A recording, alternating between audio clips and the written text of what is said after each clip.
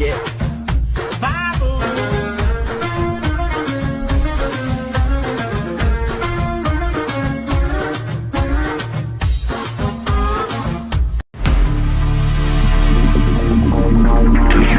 আসসালামু আলাইকুম guys, it's me Raihan gaming it. Welcome back new tutorial video. তো কেমন আছো তোমরা? আলহামদুলিল্লাহ, আমি আল্লাহর রহমতে ভালো আছি।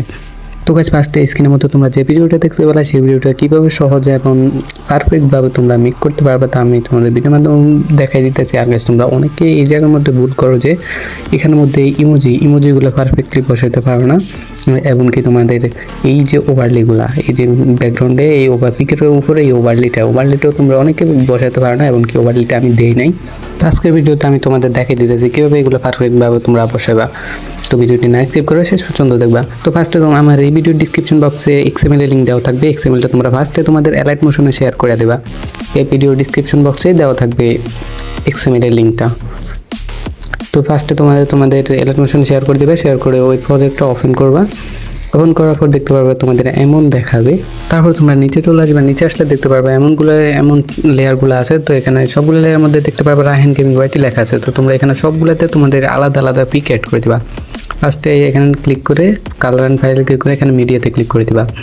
এখানে ক্লিক করে তারপর তোমরা তোমাদের চয়েস মতো গ্যালারি থেকে পিক দিবা, তোমাদের ইচ্ছা মতো যে কোনো একটা পিক। উপরে তারপর পিক চয়েস করে উপরে প্লাস আইকনে ক্লিক করবা। দেন দেখতে পারো আমার পিক একটা বসে গেছে। দেন এইভাবে তোমরা সবগুলোর মধ্যে পিক বসা দিবা। সবগুলো লেয়ারের মধ্যে জাস্ট এখানে ওভারলি গ্রুপ একটা আছে, ওই গ্রুপের নিচে তোমরা বসাবা না, ওটা বাদে সবগুলো লেয়ারের মধ্যে বসায় দিবা পিক।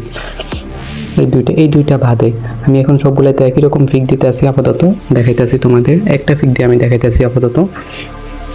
তোমরা সবগুলো লেয়ার মধ্যে তোমাদের চয়েস মতো পিক অ্যাড করে দেবে। দেন তারপর দেখতে পাচ্ছ এখানে আমি একটা অপশনে জাস্ট পিক অ্যাড করি নাই। এখানে গ্রুপ আছে, দেখতে পারো লেখার গ্রুপটা, টেক্সটের গ্রুপের ভিতরে দেখতে পারো তোমাদের টেক্সটটা আমি দিয়ে দিছি। এটা তোমাদের আলাদা নামানো লাগবে না। দেন তোমরা দেখতে পারো এখানে ওই লেয়ারটা খালি আছে, এখানের মধ্যে তোমরা তোমাদের ইমোজিটা অ্যাড করবা। এখানে তোমরা ক্লিক করবা। ফার্স্টে ক্লিক করার পর তোমরা কালার অ্যান্ড ফাইলে ক্লিক করে মিডিয়াতে ক্লিক করবা। ক্লিক করে তোমাদের পিক যেই ইমোজি দিবা ওই ইমোজিটা তোমরা চয়েস করে নেবা। তোমাদের ইচ্ছে মতো যে কোনো ইমোজি দিতে পারো। দেন আমি একটা ইমোজি অ্যাড করতেছি। এই যে দেখতে পারতেছো ইমোজি অ্যাড করার পরে দেখতে পাচ্ছ একদম পারফেক্টলি হয়ে গেছে ইমোজিটা। এখন উপরে তোমাদের টেক্সটটাও আছে। দেন এখানে কাজ শেষ।